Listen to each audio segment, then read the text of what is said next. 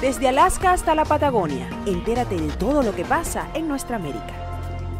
Bien, y ya estamos de vuelta a nuestra segunda parte del programa, segunda parte en la cual tenemos la oportunidad de saludar a toda nuestra gente querida que nos acompaña en nuestros distintos medios de comunicación internacionales, comenzando con Radio Cumbre 101.9 FM desde el estado Barinas, en Venezuela, también a través de Musical FM que sirve a la ciudad de Guayana, también en Venezuela, en los Estados Unidos a través de Fusión 90.7 FM desde Houston, Texas, y también a través de nuestro canal de televisión digital CNC Florida Central. Y en el viejo continente también enviamos un inmenso abrazo a nuestra gente de Ideal Radio FM desde Málaga, España. Hoy en América es Noticia colocamos en Bajo la Lupa a... Y en Bajo la Lupa ponemos al país con la economía, la 15ª economía más grande del mundo, la segunda más grande de América Latina, el país con mayor cantidad de tratados de libre comercio, el país que tiene un crecimiento, ha venido teniendo un crecimiento económico sustancial, el país que exporta el 73% de sus productos para exportación solo a los Estados Unidos, el país que este día domingo acaba de elegir a Andrés Manuel López Obrador como su próximo presidente, arrancando el periodo del 1 de diciembre del 2018, apenas a 6 meses, un poco menos, con el 53% del voto popular, con una participación aproximada al 65%, altísima la participación mexicana, solo el 35% de abstención. Esto demuestra también el talante democrático de los mexicanos, porque siendo la elección más violenta de su historia, con más de 130 asesinados, más de 2.000 personas renunciaron a sus candidaturas por miedo a ser asesinados, amenazados, secuestrados, etcétera. Aún así, el 65% de los mexicanos salieron a votar por sus candidatos. Fueron 18.331 cargos de elección popular que se sometieron a votación este día domingo. No solamente la presidencia, son 18.331 cargos de elección popular. Bueno, pues hablamos entonces de México, hablamos de Andrés Manuel López Obrador, por allí se conectan mi queridísima Elena Madán, que me imagino está todavía en París, ojalá que estés recuperándote, que tu salud vaya poco a poco creciendo para que nos vengas a visitar acá también al estudio, sería un honor tenerte aquí en tu casa. Ernesto Bates también, bienvenido. Charles Senior dice, Argentina sobrevivió a los Kirchner, Brasil a Lula y a Dilma, Ecuador a Correa y Colombia a Santos, México todavía tiene esperanzas, aún no cuentan con una MUD, con una mesa de la Unidad Democrática de Venezuela. Ojalá que sea ojalá que sea, al menos se salve. Eso es un buen punto, Charles, porque insisto, en el caso de Venezuela la destrucción fue tan precipitada y tan dramática, insistimos, porque Venezuela es un país, o fue un país, porque ya ni lo hacemos, monoproductor, un país que exportaba fundamentalmente el 97% de los dólares que le ingresaba era producto de la industria petrolera controlada por el régimen. Después venía la industria pesada, también controlada por el régimen, es decir, era muy fácil destruirlo. En el caso de Brasil, en el caso de Argentina, que quedó profundamente golpeada, hay que decirlo, Argentina económicamente sigue todavía y dándole duro. Ya acabamos de ver el acuerdo para recibir fondos del Fondo Monetario Internacional entre Macri y el Fondo Monetario. Pero es cierto, lo que dice Charles es clave. En México, con una economía tan diversificada, tan avanzada, tan estructurada, con la más alta tecnología, y sí, para muestra un botón, ¿por qué Trump ha pedido repatriar los capitales y las empresas, las ensambladoras, las productoras de vehículos automotrices a Estados Unidos y repatriarlas? ¿De dónde? De México. Entonces, pues, la dinámica que se vive en México es otra. Ahí la dinámica en México va anclada a 3 puntos fundamentales que fueron los puntos clave de la campaña de AMLO, que fueron luchar en contra de la corrupción. La corrupción en México está enquistada, como el resto de nuestra América Latina, groseramente enquistada. La violencia es otro punto importante. La violencia en México, los asesinatos en México. Creo que más de 100,000 personas murieron durante el periodo solo de Enrique Peña Nieto. Más de 100,000 personas murieron a causa de la violencia. Y el narcotráfico. Entonces, en la medida en la que un candidato se ancle a esos 3 grandes dolores de cabeza, pues entonces muy probablemente pueda llegar a la presidencia, como lo consiguió Andrés Manuel López Obrador. Además, metiéndole un aditivo que les prometí que se los iba a dar en esta segunda vuelta, y es que podría ser un gran aliado de Trump, porque López Obrador ha dicho 2 cosas clave que ya hicieron que Trump respondiera favorablemente y ya salió a felicitarlo y a hablar con él. La primera, nosotros queremos disminuir la migración de nuestros mexicanos, de nuestros ciudadanos, que no se nos vayan de México, que se queden acá porque la economía sea estable, porque la corrupción haya disminuido, porque las oportunidades se puedan abrir. Eso a Trump, por supuesto, le cae como anillo al dedo, porque es lo que ha dicho. ¡Ey! ¿Por qué los presidentes de México no se han ocupado en crear planes para incentivar el crecimiento aún más económico para que su gente no se vaya? Es que hay otra gran realidad, el hecho que haya disminuido 50% la migración de mexicanos a Estados Unidos no es única y exclusivamente por el tema del Trump, del muro y de ICE. También tiene que ver con que las condiciones en México han mejorado dramáticamente, aún teniendo crecimientos que cada vez son menores. Acabamos de ver, el año pasado creció 2.1% del PIB y lo que se espera es que continúe el crecimiento. Entonces, a disminuir la inmigración, la salida de los hermanos mexicanos, y la segunda, pues aumentar los sueldos. Ahí viene Trump y dice, cierto, y lo ha dicho sobre todo para América Central, vamos a crear programas para incentivar a que la gente pueda ser productiva y vea en su propia tierra, con sus propias costumbres, con su propia realidad, un futuro para sí y para su descendencia. Eso tiene toda la lógica. ¿Por qué? Porque es cierto que los hispanos que nos ha tocado venirnos a Estados Unidos, terminamos siendo, aunque aportamos una cantidad enorme en términos de recursos, en términos de desarrollo económico y social, igual terminamos siendo en cierto modo una carga social para el pueblo norteamericano.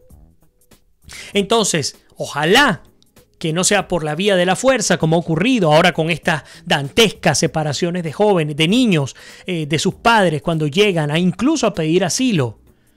Pero lo que esperamos, por supuesto, es que sea así, que nuestros países de América tengan tal condición que no sea necesario pensar siquiera en las opciones de la inmigración. Un caso fue Venezuela.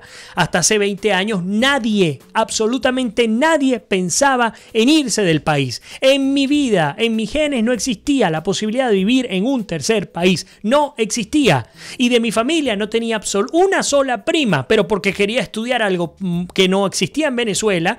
Y bueno, finalmente lo estudió y quedó trabajando en esa área tan específica.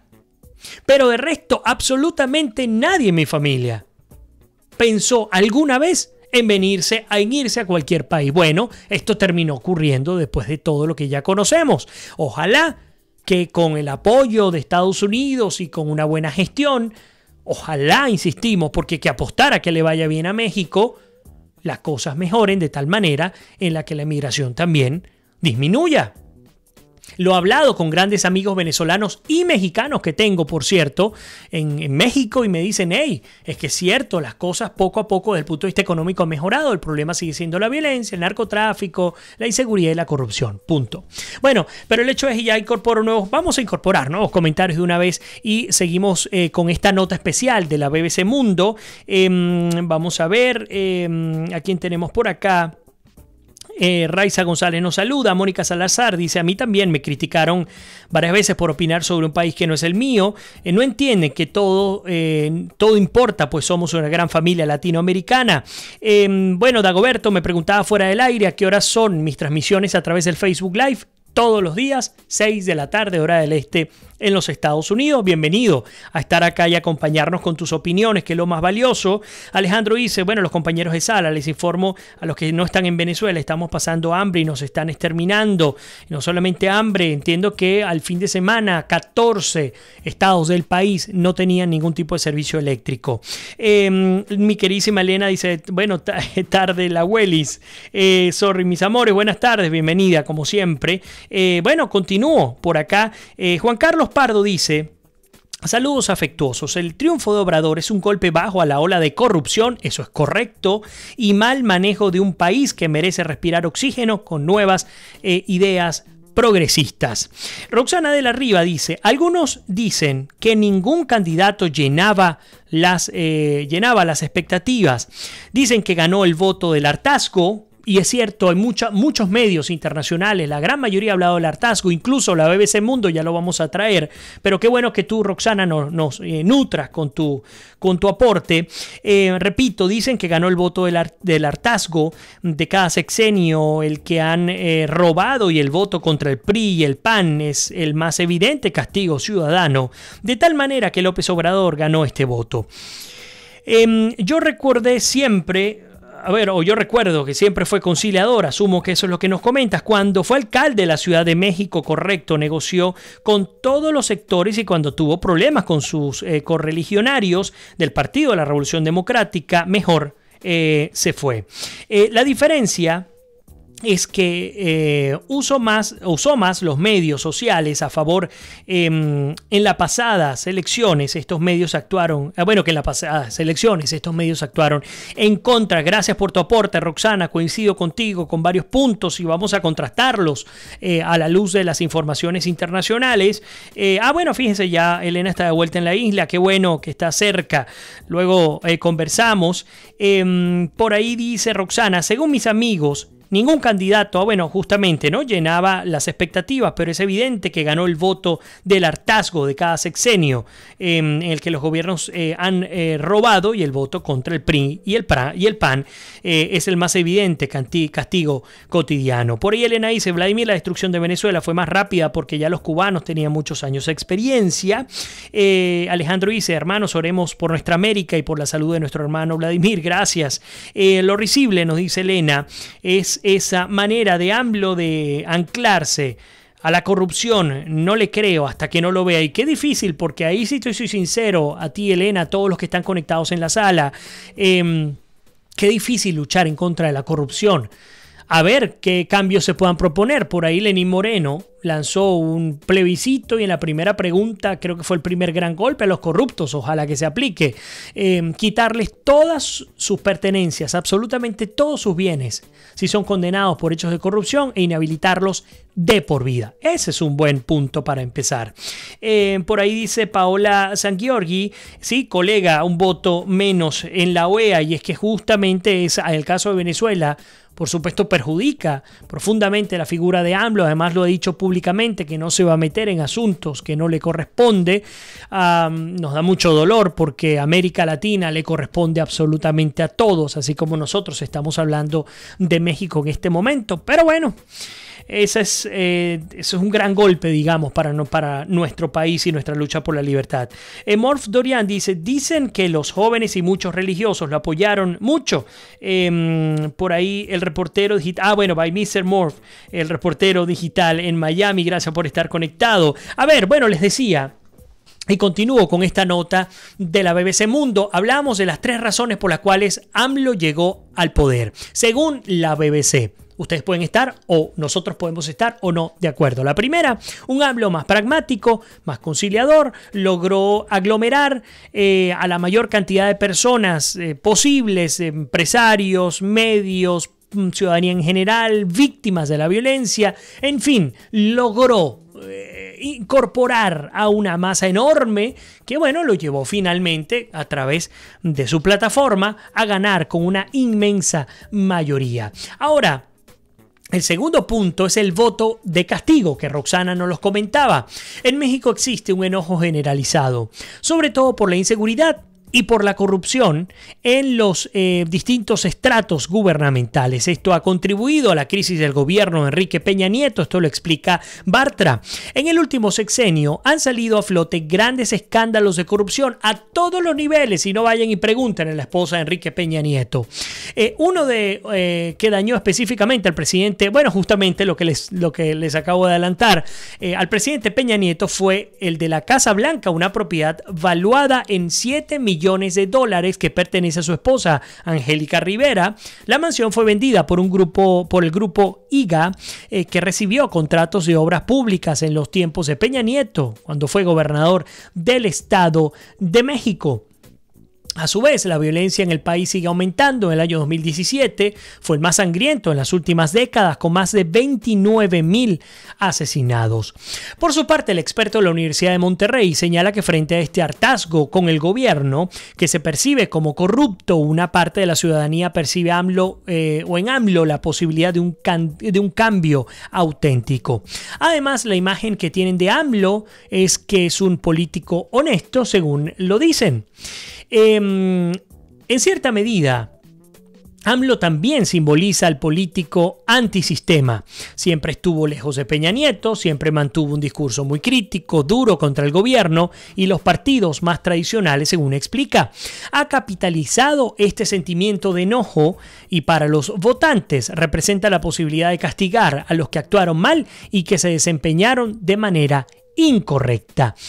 Ahora bien, este es el segundo punto, hablar del voto castigo que ha ocurrido en México. Yo creo que sin duda ha sido uno de los ingredientes para llevar a AMLO al poder.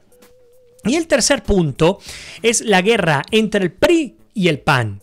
Los expertos coinciden que AMLO fue el beneficiario por la guerra entre el PRI y el PAN.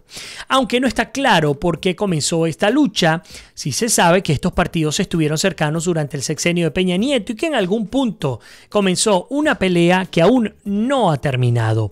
Bartra dice que el entendido entre estos partidos se dio cuando parte del PAN rompió un acuerdo con el que Margarita Zavala iba a ser candidata. Era una candidata extremadamente débil, como se vio posteriormente cuando renunció, pero en este entendido, el PRI tenía la posibilidad de ganar las elecciones. Al postularse Ricardo Anaya, que fue visto con un candidato con posibilidades, llegó a estropearles el plan, asegura el experto. El ala cercana al PRI y al PAN se enojó y se dio una confrontación muy fuerte en la que algunos se salieron. Así el gobierno, junto con el PRI, concentraron su batalla no contra López Obrador, como se tenía previsto, sino contra Anaya, que pasó a ser el principal enemigo. Y en eso se equivocaron tremendamente, porque mientras más combatían a Anaya y más utilizaban incluso la Procuraduría en su contra, más subía AMLO. Le salió mal el cálculo, esto lo dice Bartra. Para Berlanga, la ruptura del PRI y el PAN fue probablemente en las elecciones por el Estado de México y Coahuila en el 2017. El PAN sintió que el PRI le había quitado a Coahuila. Bueno, pues un enojo además mezclado con esperanza, un hartazgo y además la posición concreta de Peña Nieto para luchar en contra de lo que es la violencia, lo que es el narcotráfico y la corrupción. Vamos a ver si de verdad lo logra. Ahora fíjense ustedes. Infobae de Argentina nos cuenta los 10 curiosos cambios en la rutina presidencial que prometió Andrés Manuel López Obrador. Me voy concreto a cada una de ellas. Por ejemplo, adiós a Los Pinos, que es la residencia oficial del presidente de la República.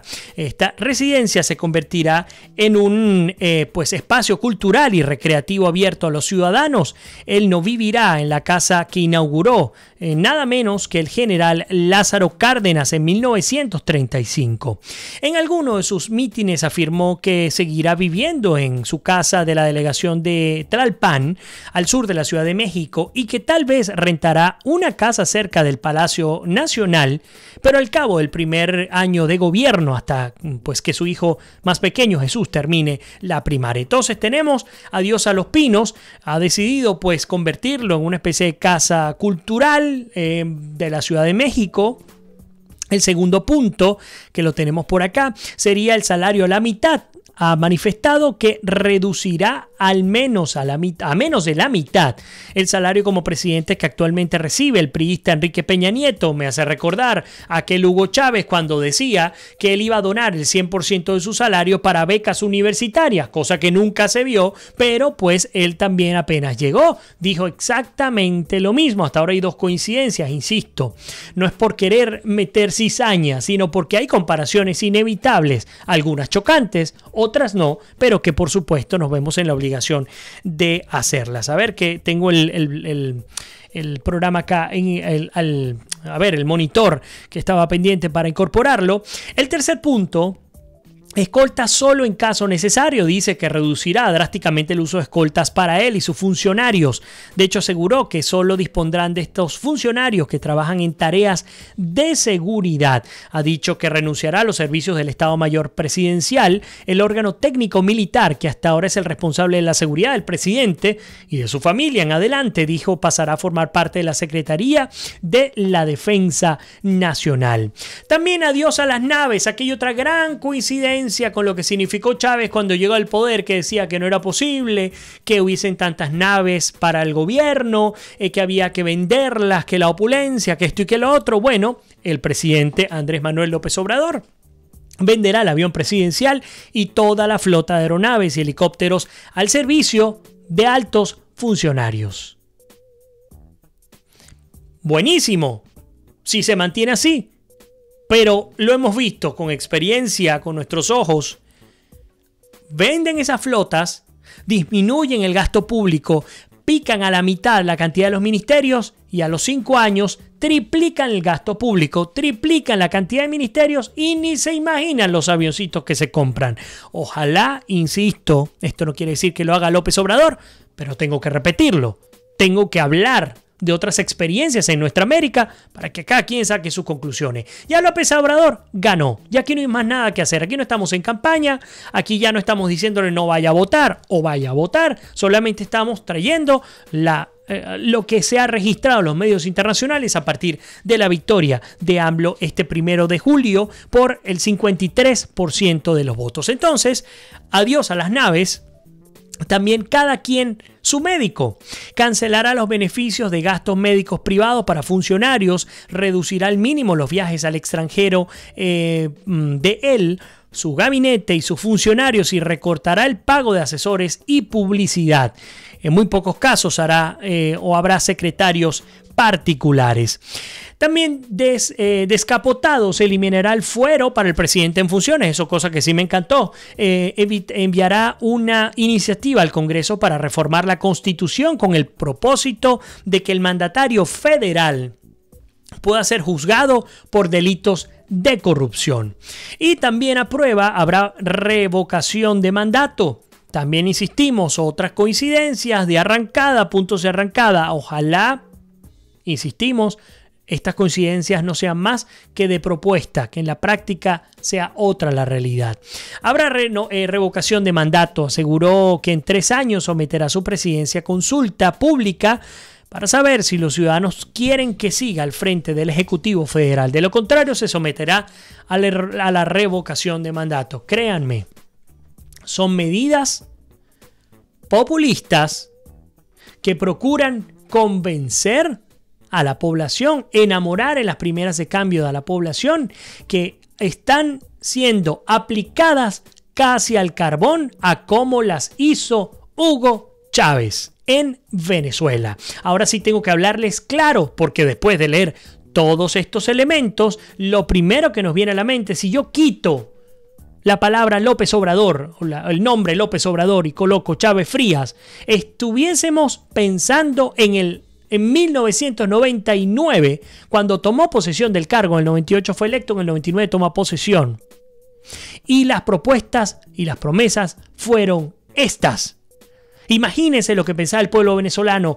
¡Wow! Es que sin duda alguna, qué bueno el presidente, que él ha dicho que se va a poner a prueba y en la mitad del mandato él se va a encargar de hacer un referéndum consultivo, revocatorio, y si no me quieren me voy. Pues por supuesto se enamora cualquiera. Resulta que lo que había por detrás es lo que hoy día conocemos. Insisto, no es meter intriga, es comparar algo que nos huele mal porque se acerca mucho a esas medidas que han aplicado la mayoría de los populistas de izquierda y que nos han llevado a la destrucción. Por allí, usted quiera creerlo o no, está bien, está en su derecho. Nosotros también en nuestro derecho de compartir lo que nos ha llegado a través de nuestro espacio. Bien, otro punto, madrugador a las 6 de la mañana arrancará sus actividades con la reunión de gabinete de seguridad que se llevará a cabo todos los días y en la que participarán los secretarios de Defensa y Marina, el responsable de Seguridad Pública, la Secretaría de la Gobernación. De hecho, ella anunció que ese cargo lo ocupará la exministra Olga Sánchez Cordero y el fiscal general para recibir el reporte de los delitos cometidos cada 24 horas y tomar las decisiones necesarias. También sin espías desaparecerá el Centro de Investigación y Seguridad Nacional, CISEN. Afirmó que su gobierno nadie sería espiado, perseguido, reprimido, desterrado. Por eso dejará de existir este centro de inteligencia. Sin pensión, que sería el último punto, y creo que con este nos toca cerrar. Sí, hace rato América en Noticia, con ustedes siempre se nos va muy rápido el tiempo. Insisto, hablando en este caso de lo que ha prometido López Obrador. Vamos a ver qué tenemos por acá. El último punto es sin pensión. Eliminará las pensiones de los expresidentes. Durante sus 3 campañas ha insistido en que este es un beneficio que no existe en la ley, que solo es un acuerdo entre el mandatario que sale y el que llega a la presidencia. Los expresidentes reciben una pensión de 5 millones de pesos mensuales en total. Salinas, Cedillo, Fox, Calderón, ni Obama tiene una pensión así. Por último, propuso una constitución moral para el bienestar del alma. No tendría valor jurídico, pero indicaría cuáles son los valores fundamentales de los mexicanos. Me disculpan, en la primera parte les decía, por supuesto hay que esperar a que López Obrador gobierne.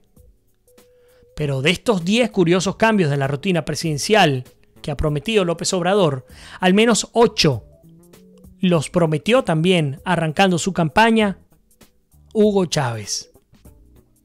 Espero que esto no sea más que una coincidencia, pero hay que estar muy atentos. Sé que el pueblo mexicano es bravo, es enérgico, no se dejará montar una dictadura encima, estará allí controlando, entiendo todo eso, pero a fuego lento también se cocinan las cosas. A fuego lento, cuando no nos damos cuenta, terminamos en cocción, aceptando poquito a poquito la pérdida, que al principio parece ganancia, pero termina siendo la pérdida de nuestras libertades. Ojalá que esto no sea así en el caso mexicano. Bueno, por lo pronto nos toca ahora sí hacer punto final de nuestra edición del día de hoy. Lástima que no pude incorporar el resto de los comentarios, los voy a leer apenas termine. Gracias por estar allí conmigo, por acompañarme, por compartir el programa, por escribir, que es lo más importante. Lo que más valoro es que puedan meterse conmigo a analizar, a discutir, a debatir y a rebatir también lo que decimos. Así que les espero mañana, como siempre, a través de Américas Noticias, y como siempre les digo, que Dios me los bendiga, se les quiere, se me cuidan y nos despedimos. Será hasta mañana.